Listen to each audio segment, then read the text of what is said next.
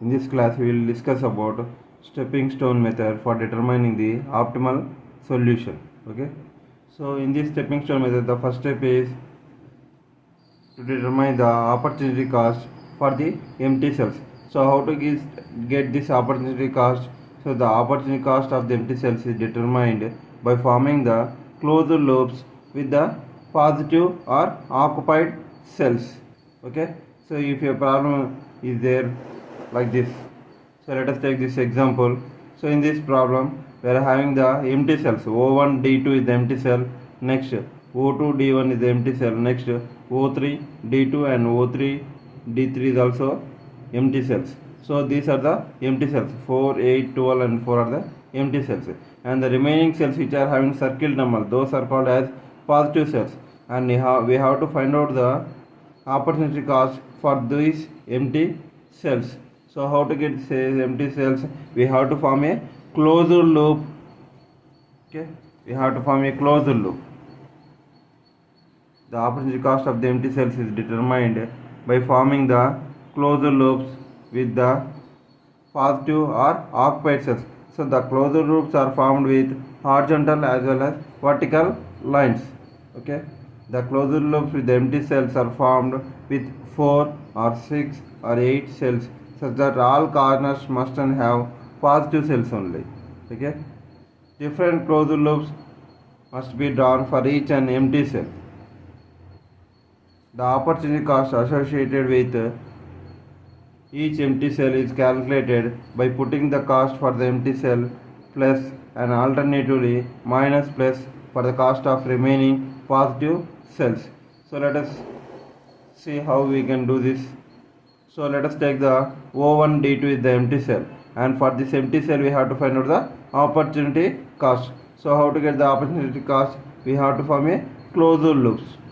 How to form a closed loop? By using horizontal as well as vertical lines.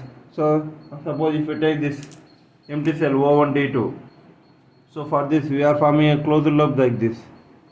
So starting with that empty cell, and next you are taking this corner, this is O1 D3 cell, next this cell O2 D3, next this one O1 O2 D2, and again this.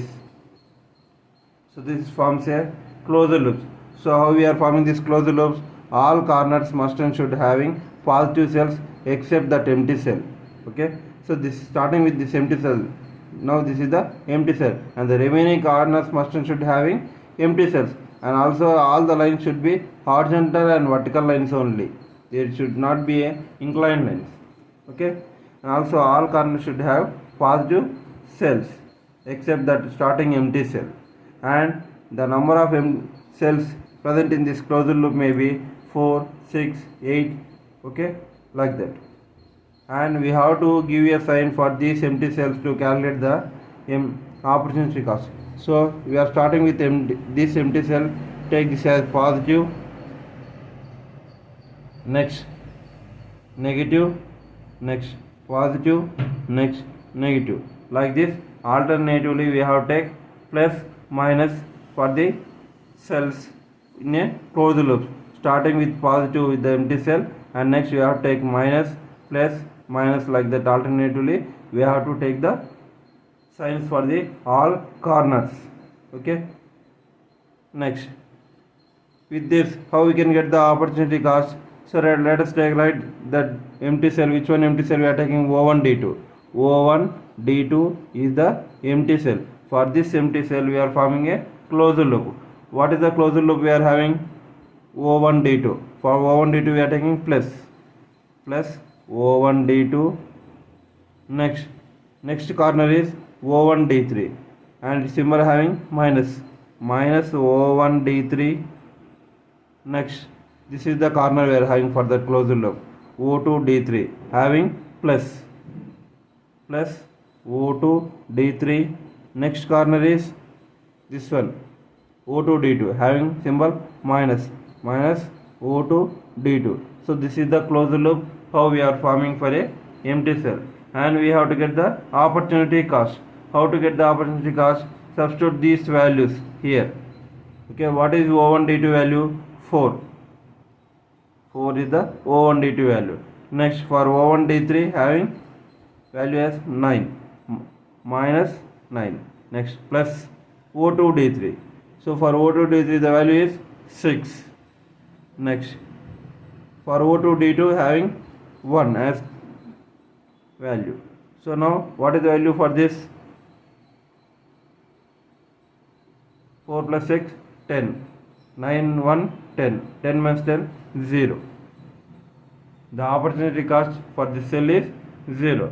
Similarly for the next empty cell, if you take this as the next empty cell O2 D1, O2 D1 is the next empty cell. For this we have to form a opportunity cost. For that we are forming a closed loop. Okay, how to form a closed loop? Starting with this cell O2 D1, we have to start with that cell plus O2 D1. Okay, starting with this. Next all corners should be having positive cells. That means we are starting with this. Okay, we are starting with this and we are taking this positive cell O1 D1. O1 D1. Again we have to take the next positive corner for the next corner. Here we are having the corner, that's why we are taking here. Now again we are having a corner here, take here, and it form a closed loop. So this is forming a closed loop. Starting with the empty cell we are taking it as positive, next negative, next positive, next negative. Okay, 4 corners having signs. So plus O2 D1 minus O1 D1 minus O1 D1.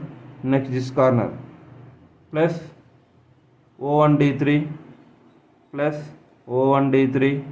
Next minus O2 D3 minus O2 D3. So substitute the values 8 12 8 12 plus 9 6 9 6.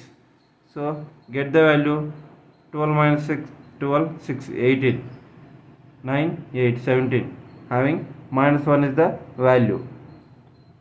Okay, like this we have to find out the opportunity cost for all the empty cells. So what are the remaining empty cells here? O3 D2 and O3 D3. So for these cells also we have to find out the opportunity cost in the same procedure. Now after getting opportunity cost, what we have to do? We have to check whether there is having all positive values in the opportunity cost or not. Positive values are 0. Okay, so if the opportunity cost values are all positive values or 0, then it is the optimal solution for the given transportation problem. So suppose if the any opportunity cost value is having a negative value, suppose this O2 D1 empty cell having a negative opportunity cost, that means we have to revise this solution. Okay, that means we have to repeat the same table. After completing the step 2, we have to repeat the same procedure. Okay, like this we have to find out the opportunity cost for the empty cells in the first step. Okay, now coming to the next step. So we are having the negative, that means we have to repeat the procedure. For this we have to go for second step. So if all the values in the opportunity cost are zeros or positive values, then this is the optimal solution. Now we have to go for step 2. Why? Because we are having the negative value in the opportunity cost for O2 D1 empty cell. For that we are going for second point. So what is the second step we are having? The second step in this method is revising the solution. So we are having the solution now. For that solution we have to revise. Okay, identify the cells which is having negative cost, opportunity cost. So we have to identify the opportunity cost negative values. In that we have to identify the maximum negative opportunity cost. So if you are having more negative opportunity cost numbers, in that we have to take the maximum negative number cost value. Okay, and for that maximum opportunity cost empty cell, we have to form a closed loop starting with the empty cell, alternatively put plus minus for the remaining positive cells of a closed loop. So we have to form a closed loop and we have to give sign with starting with plus minus alternatively. We have to take the sign for all the cells in a closed loop. Next, determine the minimum quantity in the negative sign cell. Okay, in that closed loop we are taking plus minus like that, no? So in that the minus wherever we have the minus symbols, in that minus symbol cells we have to find out the minimum cost value. So and we have to add that minimum cost value to the positive sign cells. So in that closed loop, after finding out the minimum value in the negative sign, we have to add that value to the positive sign cells and subtract for the negative sign cells. Okay, this is the second step we are having, how we have to revise the table. Okay, let us see the example. So if we go for this example, so this is the problem we are having and this is the solution we are having. For this O2D1, this cell having the maximum negative number in the first point. So here having the maximum negative number in the opportunity cost. For which cell? O2D1. For that cell we have to revise the solution. Okay, so this O2D1 cell. For this O2D1 cell, first we have to form a closed loop. After finding the maximum negative number in the opportunity cost, for that cell we are forming a closed loop. So after forming the closed loop, what we have to do? We have to give the signs starting from the empty cell, plus minus. You know already how to form a closed loop. So all corners must and should having positive cells except that empty cell.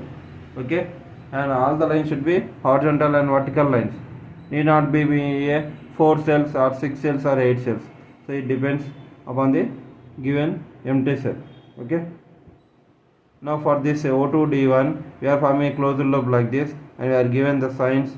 Now in the negative sign cells, we have to take the minimum value. In 10 and 25, 10 is the minimum value. That means we have to take this 10 value and we have to add this 10 to the positive sign cells and subtract to the negative sign cells. So that we have to do here. Okay, and we have to take this 10 and 25, the minimum value is 10. We are considering this 10 value and we have to add this value to the positive cells. Now if you add this positive 10 to the positive cells, 15 plus 10 becomes 25. So that should be written here. And next 8, at the 8 we are having 0 plus 10 is 10, that we have to write here. Okay, next, and for the negative sign symbols we have to subtract this 10, then 10 minus 10 is 0, need not to write here 0. Okay, next 25 minus 10 is 15, so that should be written here. So now this is, and the remaining positive cells 20, 20, 30, 30, and this is the new cell. So this is the new solution for the transportation problem. This is the initial basic feasible solution for the transportation problem, and we have to revise the solution. Step 1, after finding out the step 1, again we have to check whether the positive cells are 0 or positive. So if all the cells are 0 positive, all the empty cell opportunity costs are 0 or positive values, then it is the optimal solution. If you are getting any negative value to the opportunity cost, then again we have to revise the solution. Like this we have to repeat the procedure until you have to get optimal solution. Okay.